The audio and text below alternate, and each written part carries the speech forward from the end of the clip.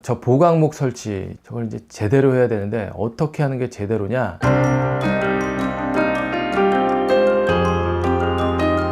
22번 주방가구 오늘 말씀드릴 텐데요. 제목이 바보야 문제는 처짐이야 이건데 약간 좀 비속어가 들어가서 제목을 쓸까 말까 하다가 사실은 이 주방가구 말씀드리면서 저 제목이 1초의 망설임도 없이 바로 이제 선택이 됐는데 원래 이제 저게 1992년에 미국 대선이 있었죠. 그때 이제 민주당 클린턴 후보가 사용한 선거 구호였지 않습니까?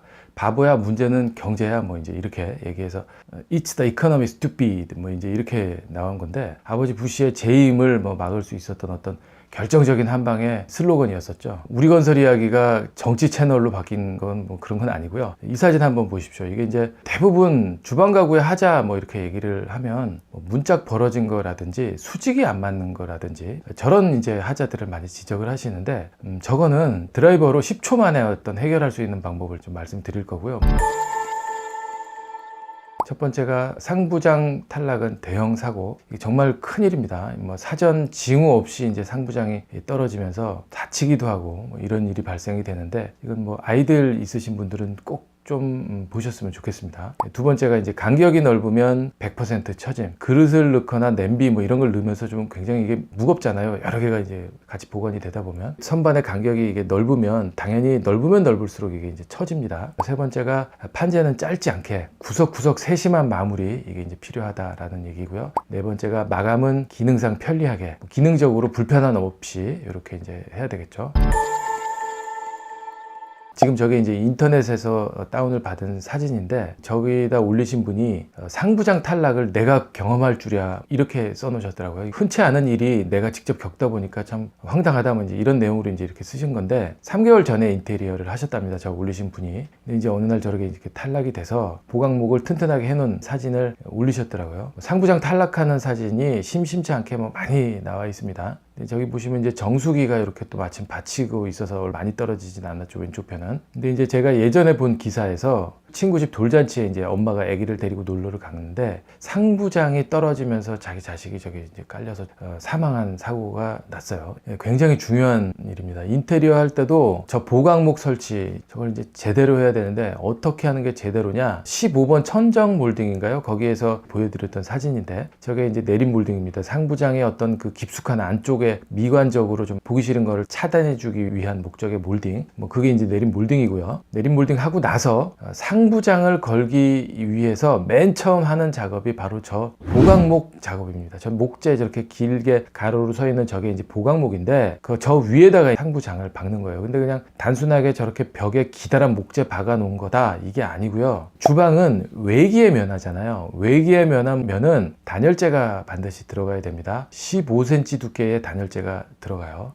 거기에다가 석고보드 두께 있죠. 그리고 골조 안에 최소한 4cm 이상은 박혀야 걔가 힘을 받는 거예요. 지금 보시는 것처럼 저렇게 이제 빨갛게 생긴 저게 이제 칼블럭인데 나사못으로 돌려서 빨간색 저게 이제 안으로 이렇게 박혀지면 이 늘어나게 되는 겁니다. 그러니까 구멍을 꽉 물어주는 거예요. 그래서 절대로 빠지지 않게 이렇게 해주는 역할이 칼블럭인데 아까 말씀드린 대로 단열재 15cm, 석고보드 정착되는 길이 이런 걸 다 따지면 25cm 짜리 칼블럭이 있어요. 왼쪽 아래 작은 사진 저게 25cm 짜리 저희 현장에 쓰는 칼블럭이고 저렇게 이제 조정면에 들어가는 칼블럭, 합지면에 들어가는 칼블럭이 다 구분이 되어져 있다. 그래서 그거에 맞는 튼튼한 칼블럭을 가지고 사람이 매달려도 떨어지지 않을 정도로의 튼튼함을 유지할 수 있는 그런 보강목을 시공을 해놔야 한다. 그래야 아까 보셨던 대로 탈락되는 일이 없고 안전사고 날 일이 없다. 그리고 나서 저렇게 이제 상부장을 거치를 해 놓습니다. 그 다음에 이제 문짝 다는 거죠. 그리고 생활 습관도 중요한데 무거운 그릇 같은 거는 상부장에 되도록이면 놓지 않는 습관을 해야겠습니다. 그러니까 하부장에 밑에다가 보관을 해서 뭐 밑에야 뭐 쏟아질 일이 없으니까요. 되도록이면 위에는 좀 가벼운 것들 보관하시는 습관을 가져야 사고를 방지할 수 있는 일이 되겠다라는 말씀 드리고요. 지금 보시는 게 이제 냉장고 상부장입니다. 90cm가 넘으면 보강을 해줘야 돼요. 처집니다. 요즘은 뭐 김치 냉장고는 더 넓더라고요. 1100ml까지도 폭을 유지해줘야 되는데 저희 현장은 1070짜리 냉장고, 1100짜리 김치 냉장고 뭐 이렇습니다. 하여튼 900이 넘으면 보강을 해줘야 되는데 세 가지 단계의 보강을 해줘야 돼요. 1번, 지금 이렇게 냉장고 들어가는 이쪽 면 이 양쪽 판, 이 측판의 두께도 20mm 이상의 두꺼운 두께여야지 되고, 두 번째, 수직 보강재가 있어야 됩니다. 냉장고 상부장에 가운데 저런 어떤 그 칸막이 역할뿐만 아니라 두 판재를 서로 잡아줘서 처지는 일을 적게 해주는 수직 보강재가 있어야 되고요. 세 번째, 이게 제일 중요한데 상부 고정목이 있어야 돼요. 지금 보시는 것처럼 왼쪽은 처음에 설명드렸던 상부장용 보강목이고요. 지금 오른쪽에 이제 저게 천정에다가 박았잖아요. 저게 그냥 석고보드에 박은 게 아니에요. 천정은 달대 철물이라고 하는 슬라브에 딱 박아서 힘을 받는 철물이 있다 그랬고, 그 달대 철물에 천정 석고보드가 다 고정이 돼 있어서 등기구 같은 무거운 게 달려도 튼튼하다라고 말씀드린 적이 있었는데, 저 처짐 방지용 천정에 다는 보강목은 그 달대 철물에 달려져 있는 겁니다. 이 달대 철물에 힘을 받게 한 다음에 지금 저기 오른쪽 작은 사진 보세요. 동그라미 쳐져 있는 것처럼 피스를 저기다가 박는 거예요. 목재에다가 박는 거예요. 그러면 상부장이 처질 일이 없겠다.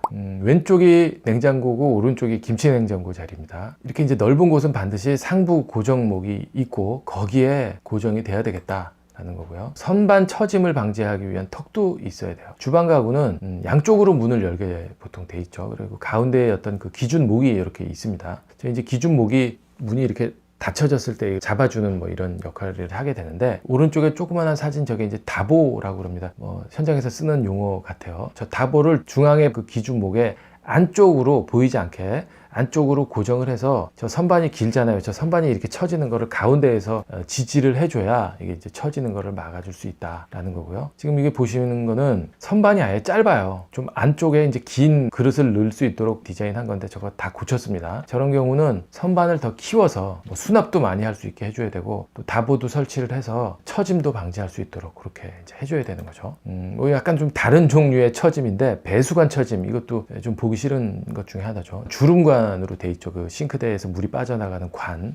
이 배수관이 이제 축축 처지는 것처럼 저렇게 이제 돼 있는데, 이 퇴수구가 왼쪽인 거예요. 파란색. 그리고 배수구는 오른쪽에 빨간색인 거예요. 그러니까 이제 왼쪽에서 주렁주렁 매달려가지고 오른쪽으로 빠져나가게 돼 있는데, 지금 배수구와 퇴수구를 서로 이렇게 맞춰줘서 선이 주렁주렁 처지지 않도록 관리를 했었어야 되는 거죠.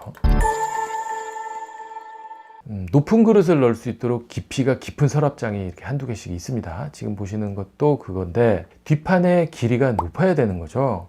서랍이 깊으면 뒤쪽으로 어떤 그릇이나 뭐 기구류들이 떨어지지 않도록 판재가 더 올려져야 되는 거고요. 그리고 이제 미관상 보기 싫은 곳을 못 가려주는 그런 잘못됨도 있고요. 또 온수 분배기가 있는데, 온수 분배기의 전건구를 너무 좀 크게 뚫어놔가지고 수납 공간의 어떤 활용성이 떨어지는 경우도 있어요. 판재를 조금 더 키워서 넓게 쓸 수 있도록 해줘야 됩니다. 밥솥을 놓는 선반인데 길이가 짧아요. 잘못된 거죠. 저것도 이제 고치도록 그렇게 해야 됩니다.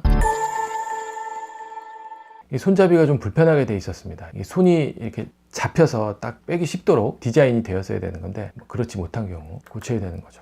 싱크볼은 자세히 보시면 배가 닿는 부분, 저 부분이 살짝 들려 있어요. 저게 물이 넘치지 않게 하려고 살짝 올라가져 있어야 됩니다. 저런 어떤 세심한 마감 관리, 이게 이제 되어져야 되는 거죠. 아일랜드장인데, 아일랜드장 하부는 마루판이 시공이 되어져 있어야 됩니다. 그래서 아일랜드장 치우고 식탁을 놓는 경우가 있는데, 식탁을 놓고 쓰시더라도 아일랜드장 밑에가 마루판이 깔려져 있지 않으면 안 되겠죠.